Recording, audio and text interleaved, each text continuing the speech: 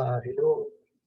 Welcome to this video where we will discuss variable and absorption costing and also introduce you to concepts related to segment reporting. Okay.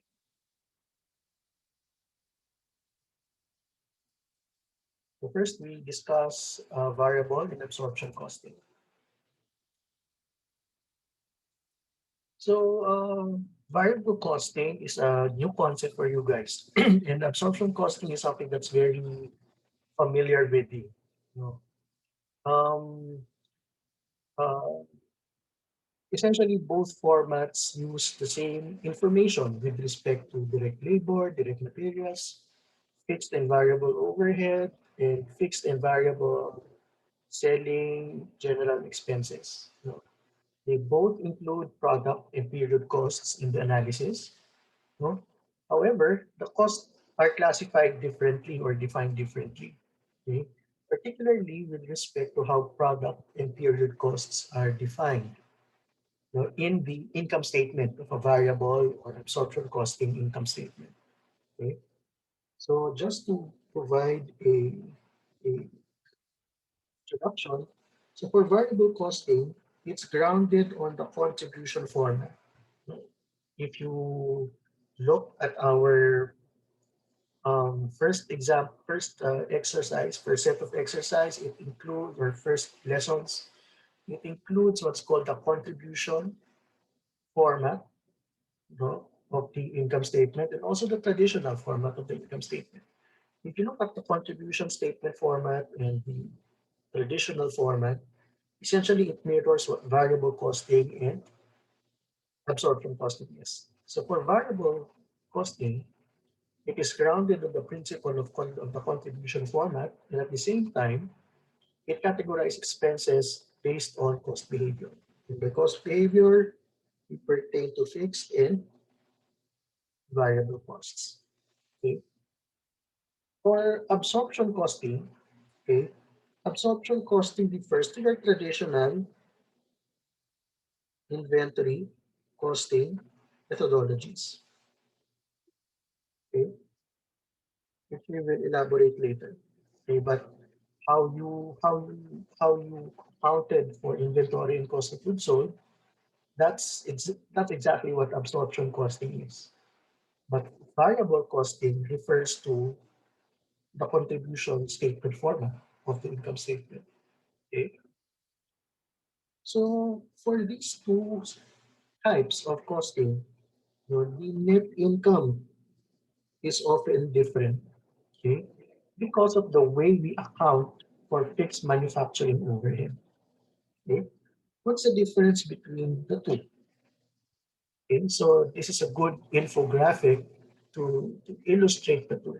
Okay, the main difference between variable and absorption costing is with respect to how product and period costs are defined. Okay, so under absorption costing, which is what you're familiar with, what are product costs? Product costs are all costs that are directly attributable to manufacturing of the product. So therefore, what are those? Direct materials, direct labor, variable manufacturing overhead, and also fixed manufacturing overhead. Based on different ways of allocation, essentially these four items are the ones which finds its way to product costs or to inventory, ultimately expensed as part of cost of goods sold. Okay? And what are period costs there under absorption costing?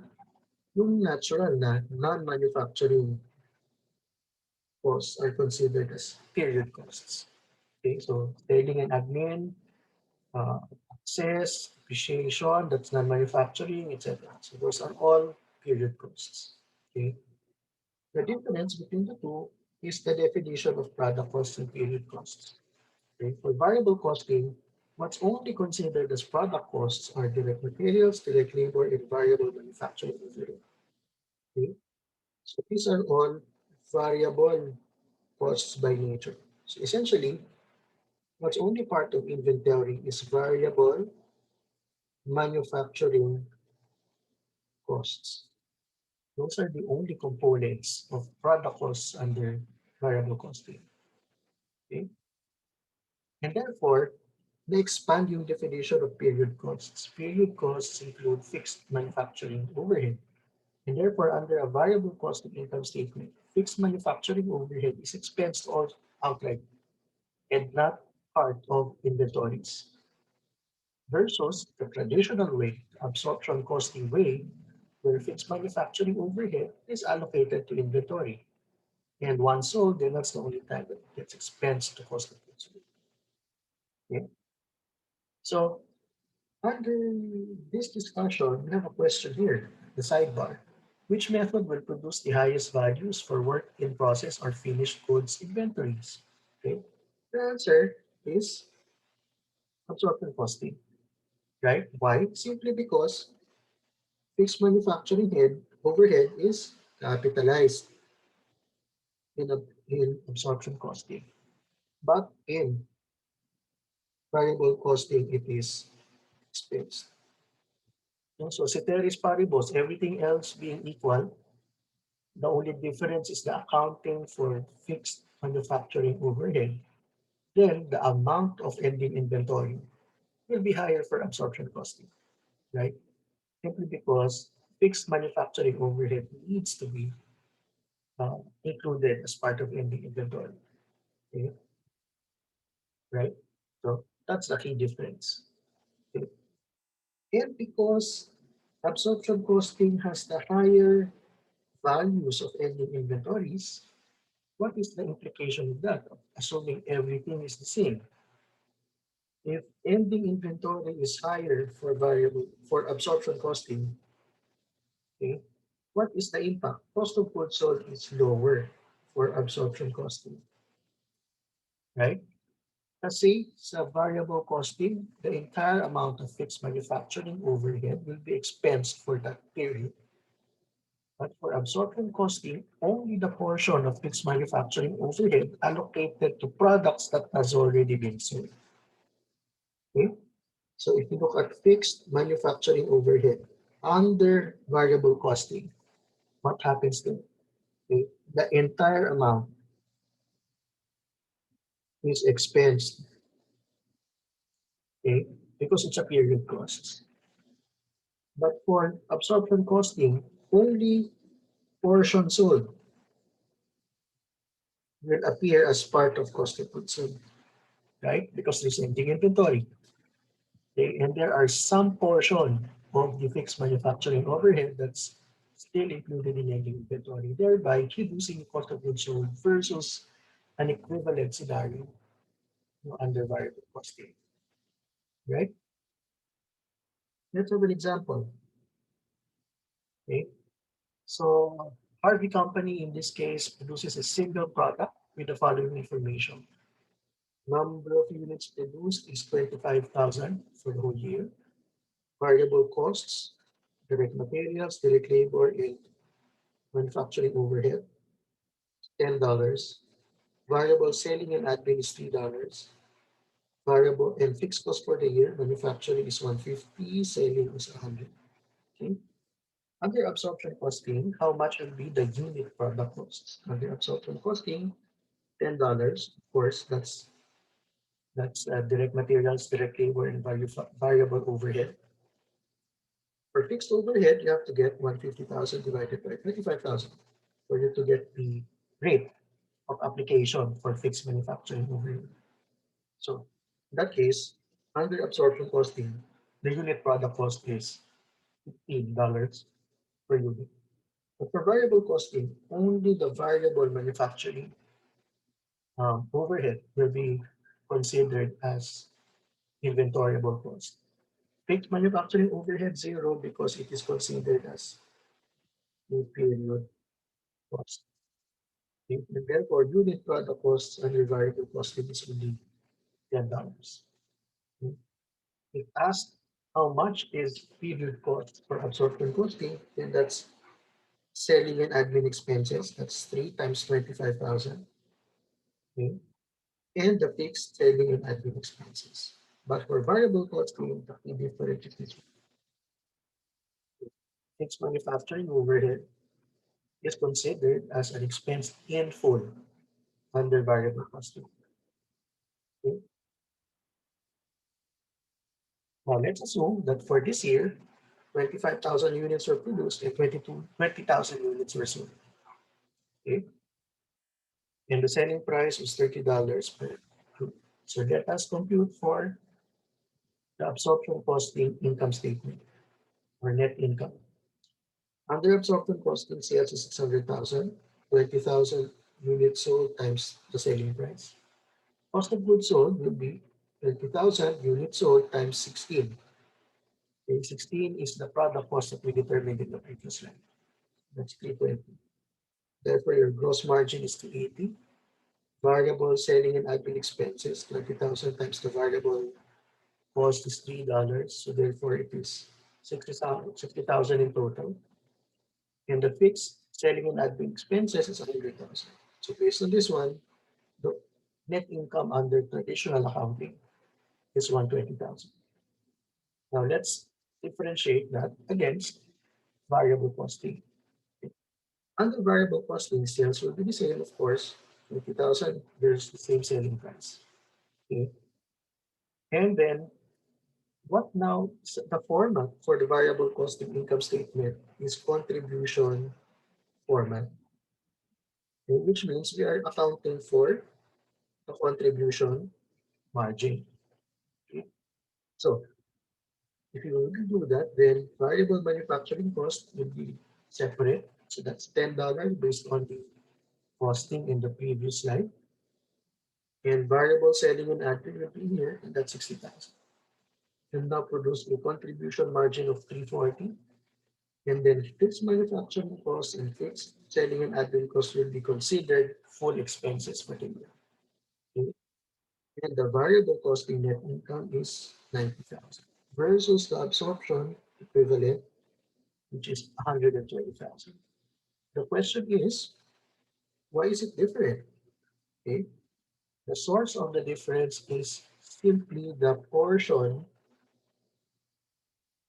of fixed cost that is trapped in inventory. Okay?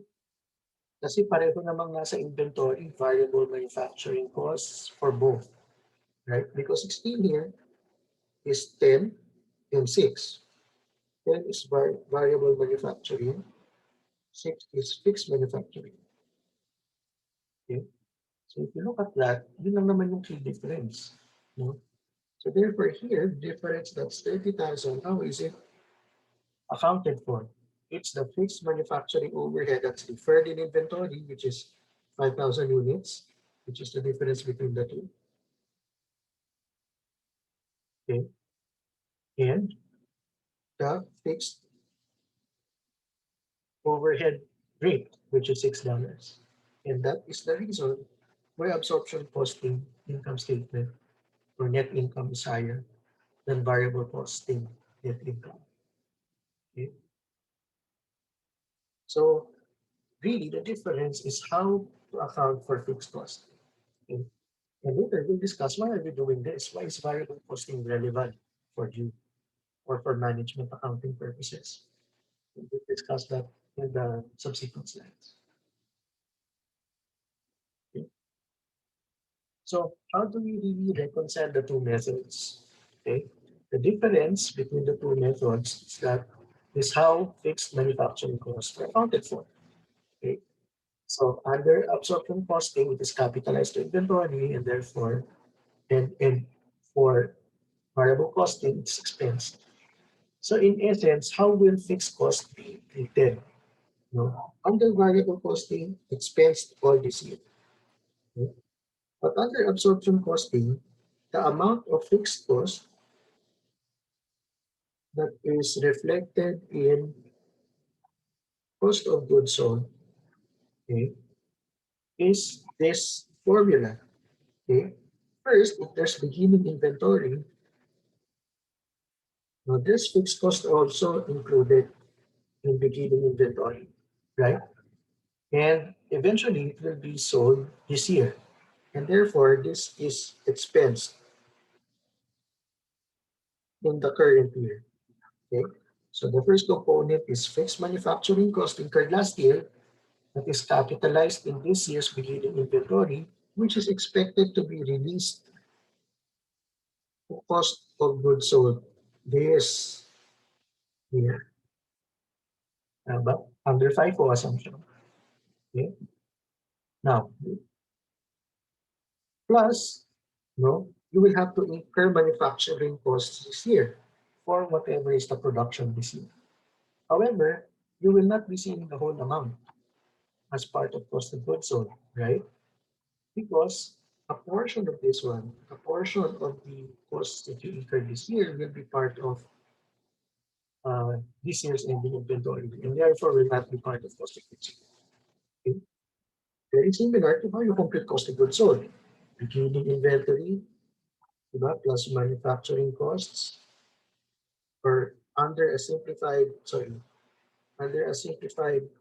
system, beginning inventory plus purchases minus ending inventory, right? Similar principle.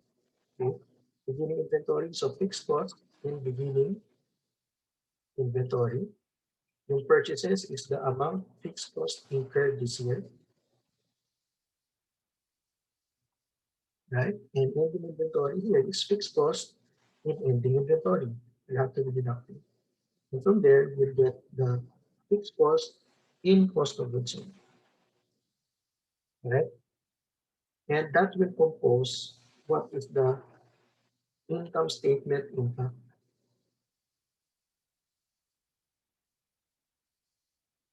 of fixed cost,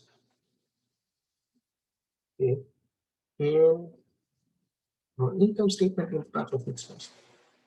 Okay? That is the full impact.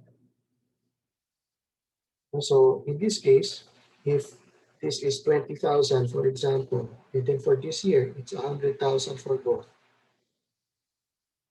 But in ending inventory, 30,000 becomes ending inventory. Okay? So for this year, variable costing, cost of goods sold is 100,000. Sorry, variable costing, fixed cost will be expensed by 100,000. For absorption costing, it's 20 plus 100 minus 30, so that's 90,000. Okay? So this is the amount expensed, and this is the amount expensed under variable costing. So really, the accounting for fixed cost is the main driver. And if you look at this comparison, these are actually common. You know? Fixed manufacturing overhead is common for the two, right? So therefore, what will drive the difference between variable costing, income state, net income, and variable absorption costing, net income? Okay. What will drive the difference is this. What will happen to inventory levels? Okay. Kasi if beginning inventory is 100, okay, and ending inventory is 110, right? The net impact here is negative 10, correct? So therefore, is absorption costing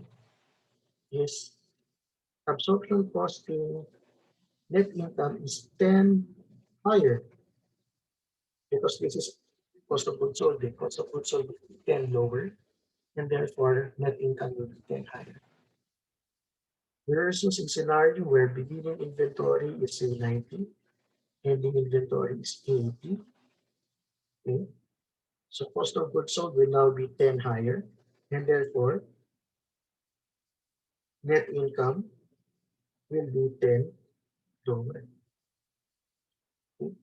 So that's how we reconcile the two. Okay. Again, the difference between variable costing and absorption costing net income is um, treated, it is really driven by how fixed costs or fixed manufacturing costs are, are accounted for. Okay? Since under variable and absorption costing, yung treatment ng fixed manufacturing this year is the same, what really drives the difference is the beginning and the ending inventory levels. Okay? And how much fixed manufacturing cost is capitalized at the beginning and at the ending inventory. Okay? Because if beginning inventory is say 100, ending inventory is 120, which means cost of goods sold is lower by 20. And what happens in net income? That's higher by 20. Okay? Under the second scenario, where beginning inventory is saying 130, ending inventory is 120, then cost of goods sold will be higher by 10. And the impact is that the net income will be lower by 10. And that's how we account for the two. Okay? What are some key conclusions here? So this is a very important slide where we'll focus on the key conclusions. If production is equal to sales in a certain period, then what happens? Okay. Then the amount of inventory won't change. There'll be no change in inventory, right? If production is equal to sales, therefore no change in inventory levels. You did not accumulate or lose inventory. Okay? Let's say whatever you produce, you sold. Okay? If that is the case, no, then the key conclusion is that absorption net income is equal to variable costing net income. Okay? Because remember, under variable costing, fixed cost per rent, yan ang nasa expense. Okay? Under absorption costing, that's beginning inventory plus fixed cost per rent plus ending inventory minus ending inventory. Okay? If you look at this, if inventory did not change, it means beginning inventory equals ending inventory. And therefore, that is zero. This is zero. And therefore, the amount expensed, the fixed cost expense under variable costing is equal to the amount of fixed cost expense under absorption costing. Okay? So that's one key conclusion. The second conclusion is when production is greater than sales. It means that inventory is accumulating. No? If inventory is accumulating, beginning inventory, okay, is less than ending inventory. Okay? Right? And therefore, beginning, say 100, ending inventory is 120. So what is the net impact? The net impact is that cost of goods sold will be lower by 20, and therefore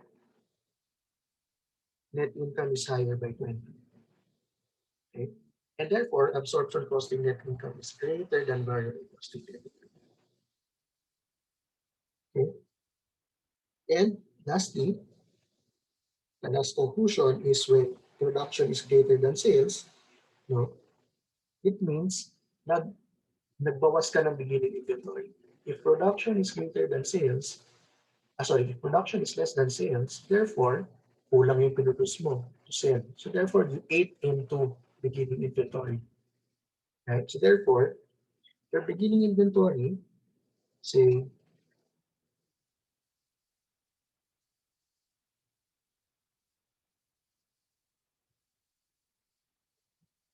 your beginning inventory, okay, say 100 again, your ending inventory now is less than the beginning inventory. Okay? Say 80. So in this case, what happens? Okay, cost of goods sold is higher by 20, and therefore net income is lower by 20. And therefore, with the diminishing inventory levels, we expect that absorption cost in net income is less than the variable cost income. Okay, right? Okay. What does this imply? Uh, it implies that if I want to manage the net income, the absorption costing net income of a company, what will I do? I will step up production, right? What happens if I step up production? Lalaki yung ending inventory ko, right? And if my ending inventory is higher, then a higher proportion of my fixed cost, okay, will be trapped in ending inventory. Okay? And since a higher proportion of fixed costs is trapped in any inventory, my absorption costing net income will be higher than uh, higher than before, than the status quo, right? So under absorption costing, pwede mong dayain yung net income, right? How do you do that? Step up production so that most fixed costs will be trapped in the inventory, therefore less on fixed cost that will be expensed. Okay? But under variable costing, that won't happen or that won't have any impact, right? Under variable costing, what happens is even if you step up inventory levels, fixed cost will remain to be a period expense in a period cost. And so therefore, hindi mo manipulate ang results under variable costing. So usually variable costing is used for performance management or performance measurement. Okay? Kasi pag absorption costing net income ang source of bonuses, for example, pwedeng ma-manipulate yung net income level simply by increasing inventory levels or increasing production. Okay?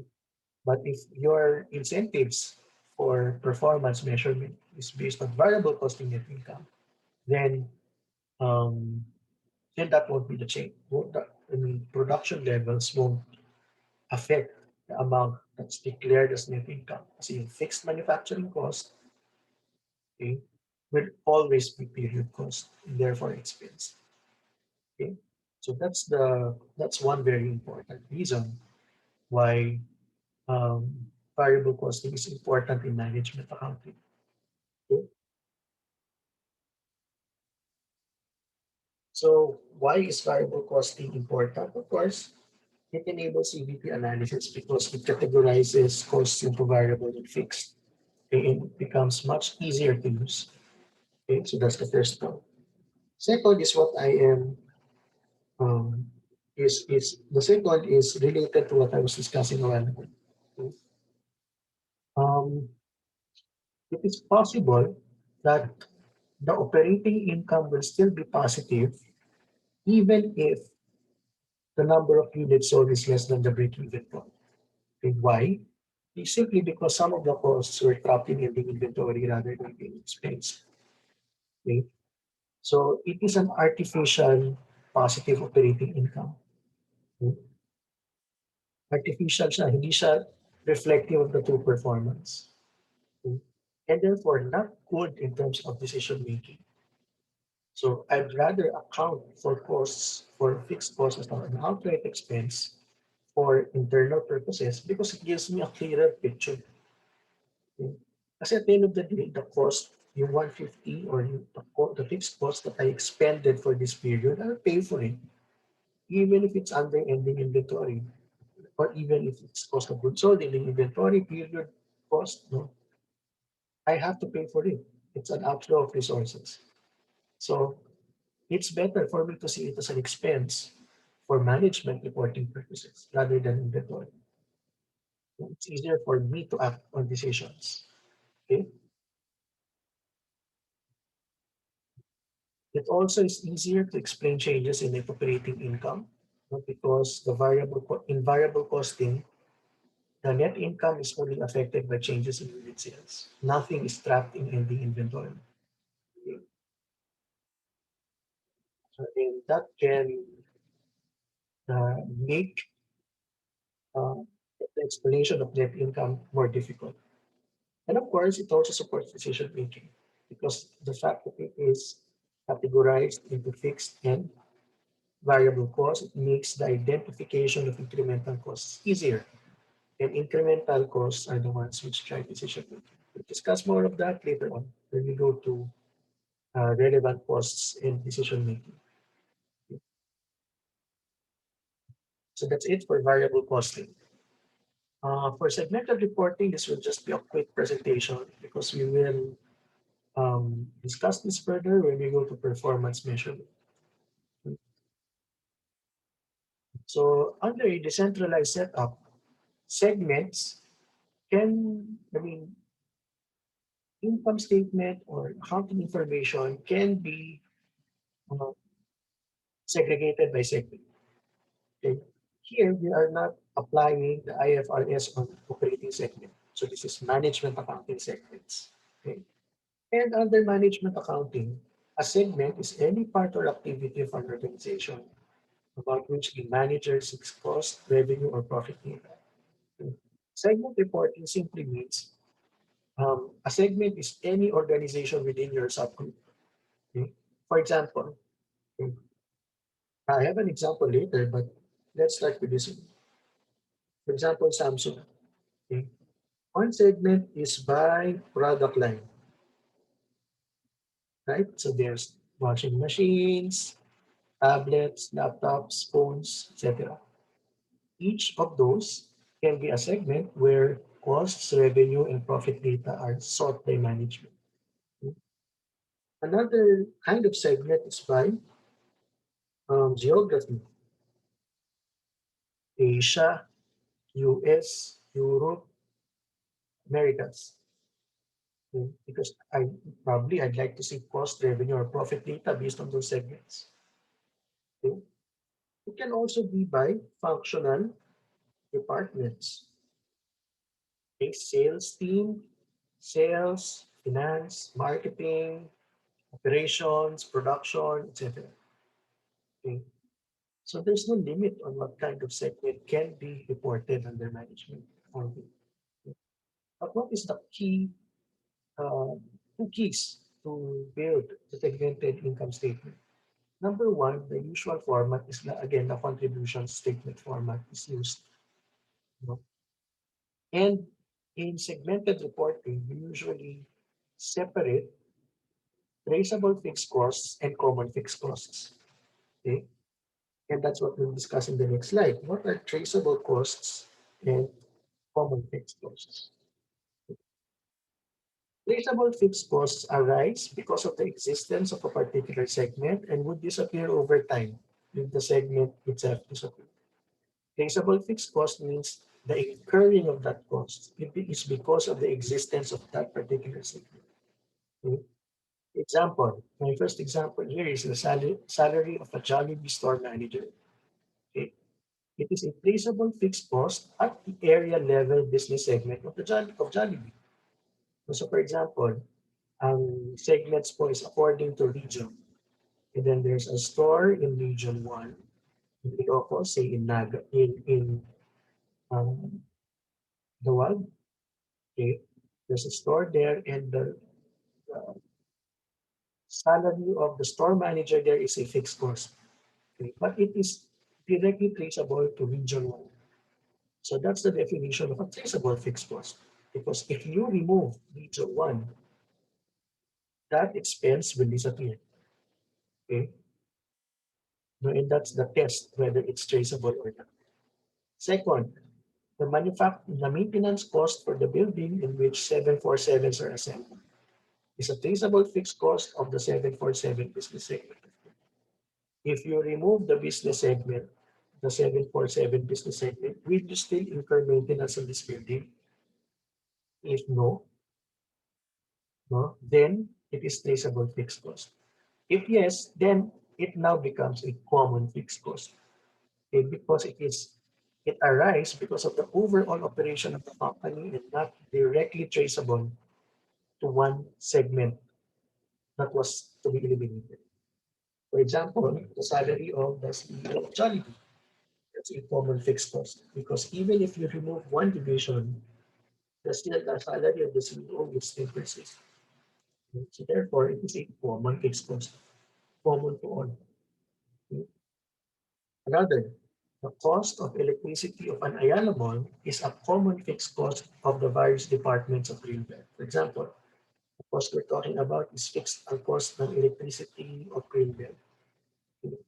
That is a common cost if you're talking about the various segments within Greenbelt, okay? Finance, leasing, maintenance, etc. However, the same cost may be traceable, okay, if you're talking about the cost of the malls division of Ayala Corporation.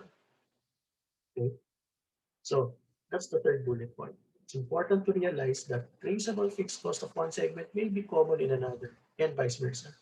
So in this case, in our example, the cost of electricity in Greenbelt is common if the segments that we're talking about is the finance, leasing, and maintenance segments of Greenbelt. Okay. However, the same electricity cost is traceable if we're talking about the malls division of Ali.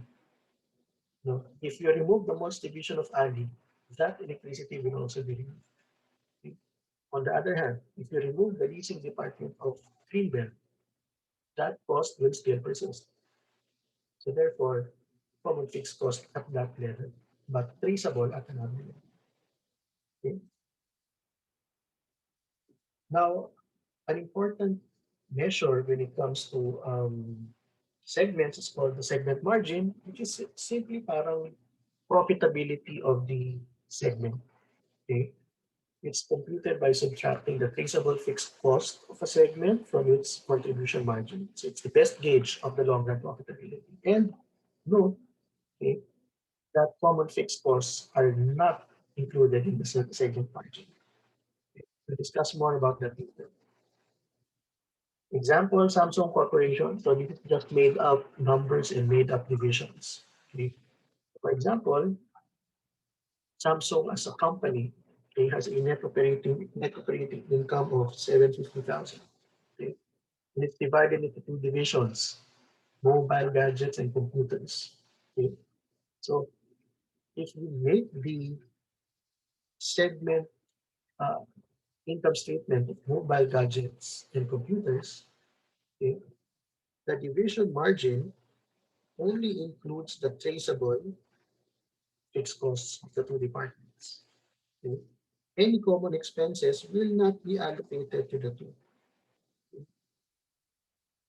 These expenses would remain, as part of the whole company and not allocated to the two departments or two divisions.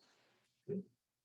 So that's how it's going to be presented. So of course, the traceable fixed cost of the two will be consolidated to the company as a whole.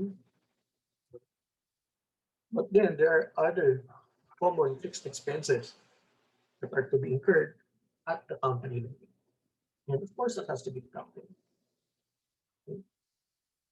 So again, the point of view here is contribution margin level. Okay. Now, for example, we take the gadgets division, it can be further broken down into subdivisions or subdepartments. In this case, it's tablets and phones. Okay. So you look at the previous slide, the mobile gadget department had a divisional margin of 60,000 and a traceable fixed cost of 90,000. Okay.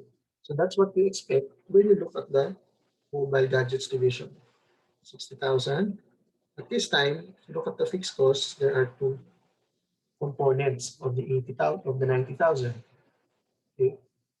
Because there are traceable fixed costs, traceable to the two sub-products, and there are common expenses that only arises at the mobile gadgets division. Okay. Because, because it is not that cost, while traceable to the mobile gadgets division, is not traceable to phones and tablets. So it stays at the division level. Okay. And from here, actually, you can prepare your break-even analysis already. Why? Because you've got the fixed costs for the department. You've got contribution margin. You can compute for the contribution margin ratio. You have the fixed cost, and therefore you can compute for the break-even points. So you can compute for divisional break-even points if you um, if you report segments this way. Okay? So of course the problem is allocating of uh, common fixed costs. Usually, for management reporting, we don't want to allocate them. Okay. Why? I think the main reason is the third point. Okay. Of course, one reason is it could be arbitrary, and difficult to justify. Okay.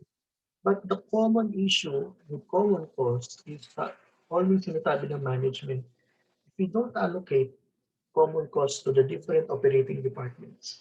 Then who will cover these costs? Right? Someone has to cover them, so it has to be allocated. Um, that's the usual message of management. Okay? So this should not be done because number one, it makes a profitable business segment appear to be unprofitable, and therefore some decisions might be skewed, you know, by having a fixed cost that is something that's uncontrollable. Okay? So allocating fixed costs forces managers also to be held accountable for costs that they cannot control, and therefore it will be difficult to justify to the people implementing it. Right? So I don't have control over it. Why is my performance being affected, by those costs, which I cannot control if I'm part of the phones division. So we'll discuss more about this when we go to performance measurement, you know, because that's a pervasive issue in control functions.